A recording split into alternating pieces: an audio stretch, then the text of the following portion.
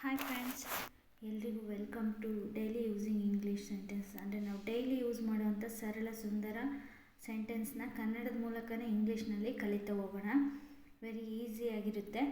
ನಾವು ದಿನ ಮಾತಾಡ್ತಾನೆ ಇರ್ತೀವಿ ಕನ್ನಡದಲ್ಲಿ, ಅದನ್ನೇ ಇಂಗ್ಲೀಷಲ್ಲಿ ಯಾವ ಥರ ಮಾತಾಡೋದು, ನಮ್ಮ ಜೊತೆಗಿರೋರ ಹತ್ರ ಹೇಗೆ ಮಾತಾಡೋದು ಅಂತ ನಮ್ಮ ಸೆಂಟೆನ್ಸಸ್ ಹೀಗಿದ್ದಾವೆ ಇವತ್ತಿನ ಇದರಲ್ಲಿ. ನಿನ್ನ ವಯಸ್ಸು ಎಷ್ಟು? ನಿನ್ನ ವಯಸ್ಸು ಎಷ್ಟು? ಮೊದಲನೇದು, ನೀನು ಎಲ್ಲಿಂದ ಬಂದಿದ್ದೀಯಾ?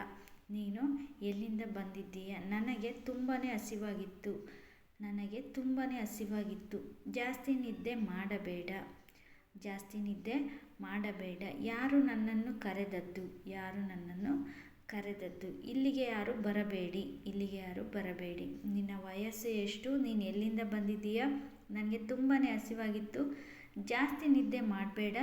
ಯಾರು ನನ್ನನ್ನು ಕರೆದದ್ದು? ಇಲ್ಲಿಗೆ ಯಾರು ಬರಬೇಡಿ. ಇದು ಇವತ್ತಿನ ಸೆಂಟೆನ್ಸಲ್ಲಿ ಕಲಿತಾ ಹೋಗೋಣ. ವಿಡಿಯೋದಲ್ಲಿ ಈ ಸೆಂಟೆನ್ಸ್ಗಳನ್ನ ಕಲಿತಾ ಹೋಗೋಣ. ನೀವೇನಾದರೂ ನಾನು ಇಂಗ್ಲೀಷ್ ಕಲೀಲೇಬೇಕು, ನಾನು ಸೆಂಟೆನ್ಸ್ ಕ್ಲಿಯರಾಗಿ ಮಾತಾಡಬೇಕು, ಗ್ರಾಮರ್ ಭಯ ಇಲ್ಲದೇ ಮಾತಾಡಬೇಕು ಅನ್ನೋದಾದರೆ ಈ ಸೆಂಟೆನ್ಸ್ನೆಲ್ಲ ನೀವು 2-3 ಸಲ ಪ್ರಾಕ್ಟೀಸ್ ಮಾಡ್ಕೊಳ್ಳಿ. ಒಂದು ನೋಟ್ಬುಕ್ಕಲ್ಲಿ ನೋಟ್ ಮಾಡ್ಕೊಳ್ಳಿ. ಡೈಲಿ ಪ್ರಾಕ್ಟೀಸ್ ಮಾಡ್ತಾ ಮಾಡ್ತಾ ನೀವು ಕಲಿಬೋದು. ಪ್ರಾಕ್ಟೀಸ್ ಮೇಕ್ಸ್ ಪರ್ಫೆಕ್ಟ್ ಅಂತ ಹೇಳ್ತಾರೆ. ಸೊ ನೀವು ಪ್ರಾಕ್ಟೀಸ್ ಮಾಡ್ತಾ ಮಾಡ್ತಾ ಚೆನ್ನಾಗಿ ಕಲ್ತ್ಕೊಳ್ಳಿ ಅಂತ ಹೇಳ್ತಿದ್ದೀನಿ. ನಿನ್ನ ವಯಸ್ಸು ಎಷ್ಟು? ನಮ್ಮ ಮೊದಲನೇ ಸೆಂಟೆನ್ಸ್ ಹೀಗಿದೆ. ನಿನ್ನ ವಯಸ್ಸು ಎಷ್ಟು? ಇದನ್ನು ಇಂಗ್ಲೀಷಲ್ಲಿ how old are you? How old are you? ನಿನ್ನ ವಯಸ್ಸು ಎಷ್ಟು ಅನ್ನೋದನ್ನು ಹೌ ಓಲ್ಡ್ ಆರ್ ಯು ಅಂತ ಹೇಳ್ಬೋದು ನಾವು. ನಮ್ಮ ಎರಡನೇ ಸೆಂಟೆನ್ಸ್ ಹೇಗಿದೆ? ನೀನು ಎಲ್ಲಿಂದ ಬಂದಿದ್ದೀಯಾ ಅನ್ನೋದು. ನೀನು ಎಲ್ಲಿಂದ ಬಂದಿದ್ದೀಯಾ ಅನ್ನೋದು ಮೊದಲನೇದು. ನಿನ್ನ ವಯಸ್ಸು ಎಷ್ಟು? ಮಾಮೂಲಿಯಾಗಿ ಎಲ್ರಿಗೂ ಕೇಳ್ತೀವಿ, ನಿನ್ನ ವಯಸ್ಸು ಎಷ್ಟು ಅಂತ. ನಮ್ಮ ಕ್ಲಾಸ್ಮೇಟ್ಸ್ ಹತ್ರ, ನಮ್ಮ ರೂಮ್ಮೇಟ್ಸ್ ಹತ್ರ, ಮಿಕ್ತವ್ರೆಲ್ಲರ ಹತ್ರ ನಿನ್ನ ವಯಸ್ಸು ಎಷ್ಟು ಅಂತಲೇ ಕೇಳ್ತೀವಿ. ಅದನ್ನು ಹೌ ಓಲ್ಡ್ ಆರ್ ಯು ಅಂತ ಕೇಳ್ತೀವಿ. ಹಾಗೆ ನಮ್ಮ ನೆಕ್ಸ್ಟ್ ಸೆಂಟೆನ್ಸ್ ಹೀಗಿದೆ. ನೀನು ಎಲ್ಲಿಂದ ಬಂದಿದ್ದೀಯಾ? ನೀನು ಎಲ್ಲಿಂದ ಬಂದಿದ್ದೀಯಾ? ನೀವು ಇಂಗ್ಲೀಷ್ ಕಲಿಯಲೇಬೇಕು ಅಂದರೆ ಪ್ರಾಕ್ಟೀಸ್ ಮಾಡ್ತಾನೆ ಕಲ್ತ್ಕೊಳ್ಳಿ. ಮಾತಾಡ್ತಾ ಮಾತಾಡ್ತಾ ತಂತಾನೆ ಬರುತ್ತೆ. ನೀನು ಎಲ್ಲಿಂದ ಬಂದಿದ್ದೀಯಾ ಅನ್ನೋದನ್ನು where are you from? Where are you from? ನೀನು ಎಲ್ಲಿಂದ ಬಂದಿದ್ದೀಯಾ ಅನ್ನೋದನ್ನು ವೇರ್ ಆರ್ ಯು ಫ್ರಮ್? ನಾವು ಡೈಲಿ ಪ್ರಾಕ್ಟೀಸ್ ಮಾಡ್ತಾನೆ ಇದ್ದರೆ ನಾವು ಒಂದಲ್ಲ ಒಂದಿನ ಪರ್ಫೆಕ್ಟ್ ಆಗೇ ಆಗ್ತೀವಿ. ಇದರಲ್ಲಿ ನಾವು ಕಲಿತಾ ಹೋಗೋಣ. ನಾವು ಒಂದಿನ ಪರ್ಫೆಕ್ಟಾಗಿ ಮಾತಾಡ್ತೀವಿ ಅನ್ನೋ ಇದರಲ್ಲಿ. ನೀನು ಎಲ್ಲಿಂದ ಬಂದಿದ್ದೀಯಾ ಅನ್ನೋದನ್ನು where are you from? Where are you from? ನಾನು ಯಾವಾಗಲೂ ಹೇಳೋದಿಷ್ಟೇ, ತಾಳ್ಮೆಯಿಂದ ಇರಿ. ನಿಮ್ಮ ಕೆಲಸನ ತುಂಬ ಶ್ರದ್ಧೆಯಿಂದ ಮಾಡಿ. ಹಾಗೂ ಬೇರೆಯವ್ರು ನಗ್ತಾ ಇದ್ದಾರೆ ಅನ್ನೋ ಕಾರಣಕ್ಕೆ ನೀವು ಕೈಗೊಂಡಿರೋ ಕೆಲಸನ ಯಾವುದಕ್ಕೂ ಅರ್ಧಕ್ಕೆ ಬಿಡೋಕ್ಕೆ ಹೋಗಬೇಡಿ. ಅವ್ರು ನಗ್ತಾನೆ ಇರ್ತಾರೆ, ಆದರೆ ನಾವು ಕೆಲಸ ಮಾಡ್ತಾನೆ ಇರ್ತೀವಿ.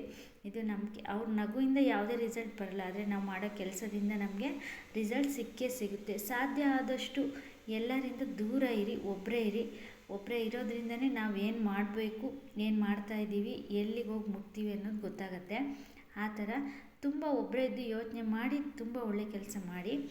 ಮೂರನೇ ಸೆಂಟೆನ್ಸ್ ಹೀಗಿದೆ. ನನಗೆ ತುಂಬಾ ಹಸಿವಾಗಿತ್ತು. ನನಗೆ ತುಂಬಾ ಹಸಿವಾಗಿತ್ತು. I was very angry. I was very angry. ನನಗೆ ತುಂಬಾ ಹಸಿವಾಗಿತ್ತು ಅನ್ನೋದನ್ನು ಐ ವಾಸ್ ವೆರಿ ಆ್ಯಂಗ್ರಿ. ನಾವು ಯಾವಾಗಲಾದ್ರೂ ಹೇಳ್ತೀವಿ, ನಂಗೆ ತುಂಬ ಹಸಿವಾಗಿತ್ತು, ಊಟ ಸಿಗಲಿಲ್ಲ. ನನಗೆ ತುಂಬಾ ಹಸಿವಾಗಿತ್ತು, ಊಟ ಮಾಡೋಕ್ಕೆ ಆಗಲಿಲ್ಲ. ಅಥವಾ ನನಗೆ ತುಂಬಾ ಹಸಿವಾಗಿತ್ತು, ನಾನು ಊಟನೇ ತಿನ್ನಲಿಲ್ಲ, ಹಂಗೆ ಬಂದುಬಿಟ್ಟೆ ಅಂತ ಏನಾದರೂ ಒಂದು ಕಾರಣ ಕೊಡ್ತಾನೆ ಇರ್ತೀವಿ. ಅದನ್ನೇ ನನಗೆ ತುಂಬಾ ಹಸಿವಾಗಿತ್ತು ಅನ್ನೋದನ್ನು I was very angry. I was very angry. ನನಗೆ ತುಂಬಾ ಹಸಿವಾಗಿತ್ತು. ಈ ಸೆಂಟೆನ್ಸ್ ಡೈಲಿ ನಾವು ಯೂಸ್ ಮಾಡ್ತಾ ಇರ್ತೀವಿ. ನನಗೆ ತುಂಬ ಹಸಿವಾಗಿದೆ, ನನಗೆ ತುಂಬ ಹೊಟ್ಟೆ ಹಸಿತಾ ಇದೆ, ಈ ಥರ ಮಾತಾಡ್ತಾನೆ ಇರ್ತೀವಿ. I was very angry. ಇದನ್ನು ಐ ವಾಸ್ ವೆರಿ ಆ್ಯಂಗ್ರಿ. ಇದು ಮುಗ್ದೋಗಿರೋ ಸೆಂಟೆನ್ಸ್ ಆಗಿರೋದು. ನಂಗೆ ತುಂಬಾ ಹಸಿವಾಗಿತ್ತು, ಈ ಘಟನೆ ಮುಗ್ದೋಗಿದೆ, ಹಾಗಾಗಿ ಐ ವಾಸ್ ವೆರಿ ಆ್ಯಂಗ್ರಿ. ಜಾಸ್ತಿ ನಿದ್ದೆ ಮಾಡಬೇಡ. ಜಾಸ್ತಿ ನಿದ್ದೆ ಮಾಡಬೇಡ. ನಾವು ನಿದ್ದೆಗೆ ಎಷ್ಟು ಅಡಿಕ್ಟ್ ಆಗಿರ್ತೀವಿ ಅಂತಂದರೆ ಅಷ್ಟು ಅಡಿಕ್ಟ್ ಆಗ್ತೀವಿ. ಬೆಳಗ್ಗೆ 7 ಗಂಟೆ ಆದರೆ ಎದ್ದೇಳೋಕ್ಕಾಗಲ್ಲ. ಆದರೆ ಎಲ್ಲ ಲೇಝಿ ಪೀಪಲ್ ಇದೇ ಥರ ಮಾಡ್ತಾಯಿದ್ದೀವಿ. ಆದರೆ ಕೆಲವು ಪೀಪಲ್ಸ್ ಮಾತ್ರ ಅವ್ರು ಹೇಳೋದೇ 7 ಗಂಟೆಗೆ ಎದ್ದೇಳ್ತೀವಿ ಅಂತ, ಆದರೆ ಅವ್ರು ಮಾಡೋದು ನಿದ್ದೆ ಒಂದು 8 ಅವರ್ಸ್ ಮಾಡ್ತಾರೆ, 6 ಅವರ್ಸ್ ಮಾಡ್ತಾರೆ ಅಷ್ಟೇ. ಜಾಸ್ತಿ ನಿದ್ದೆ ಮಾಡಬೇಡ. ಬೆಳಗ್ಗೆ 4 ಗಂಟೆಗೆ ಎದ್ದು ನಿಮ್ಮೆಲ್ಲ ಕೆಲಸನ ಮುಗಿಸಿ ಬೇಗ ಬೇಗ, ನಿಮಗೆ ಮೈಂಡ್ ಅವತ್ತು ಡೇ ಫುಲ್ ಫ್ರೆಶ್ ಆಗಿರುತ್ತೆ. ಆದ್ದರಿಂದ ನೀವು ಬೆಳಗ್ಗೆ ಬೇಗನೆ ಎದ್ದು ನಿಮ್ಮೆಲ್ಲ ಕೆಲಸ ಮಾಡ್ಕೊಳ್ಳಿ. ಹಾಗೆ ನಿಮ್ಗೆ ಯಾವುದಾದ್ರೂ ಹವ್ಯಾಸ ಇರುತ್ತೆ, ಕೆಲವೊಬ್ರಿಗೆ ಪೇಪರ್ ಓದೋದು ಅಥವಾ ಏನಾದರೂ ಕ್ರಿಯೇಟಿವಿಟಿ ಮಾಡೋದು, ಮಕ್ಕಳಿಗೆ ಹೋಮ್ವರ್ಕ್ ಬರ್ಸೋದು, ಇವೆಲ್ಲದಕ್ಕೂ ಫ್ರೀ ಅನಿಸುತ್ತೆ ನಾವು ಬೇಗ ಎದ್ದು ಎಲ್ಲ ಕೆಲಸ ಮಾಡಿಕೊಂಡ್ರೆ. ಬೇರೆ ಇನ್ನೊಂದು ಕೆಲಸ ಡೈಲಿ ಕೆಲಸಗಳನ್ನ ನಾವು ಬೇಗ ಮುಗಿಸ್ಕೊಂಡ್ಬಿಟ್ರೆ ಬೇರೆ ಕೆಲಸ ಮಾಡೋದಕ್ಕೆ ನಮಗೆ ತುಂಬಾ ಟೈಮ್ ಸಿಗುತ್ತೆ. ಸೊ ಹಂಗಾಗಿ ಜಾಸ್ತಿ ನಿದ್ದೆ ಮಾಡಬೇಡಿ. ಡೇ ಟೈಮ್ ಅಂತೂ ನಿದ್ದೆ ಮಾಡೋಕ್ಕೆ ಹೋಗಬೇಡಿ. ಆದಷ್ಟು ನೈಟ್ ಟೈಮೇ ನಿದ್ದೆ ಮಾಡೋ ಅಭ್ಯಾಸ ಇಟ್ಕೊಳ್ಳಿ. Don't sleep too much. ಜಾಸ್ತಿ ನಿದ್ದೆ ಮಾಡಬೇಡ. Don't sleep too much.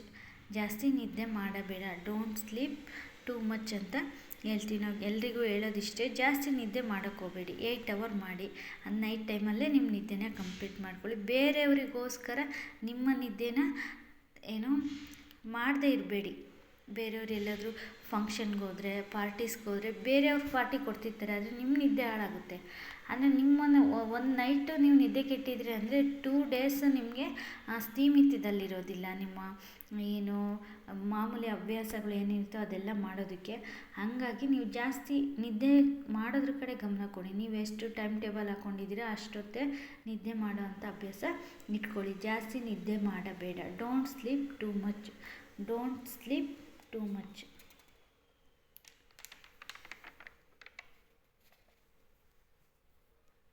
ಜಾಸ್ತಿ ನಿದ್ದೆ ಮಾಡಬೇಡ ಅನ್ನೋದನ್ನು ಡೋಂಟ್ ಸ್ಲೀಪ್ ಟೂ ಮಚ್. ಹಾಗೆ ನಮ್ಮ ನೆಕ್ಸ್ಟ್ ಸೆಂಟೆನ್ಸ್ ಹೀಗಿದೆ. ಯಾರು ನನ್ನನ್ನು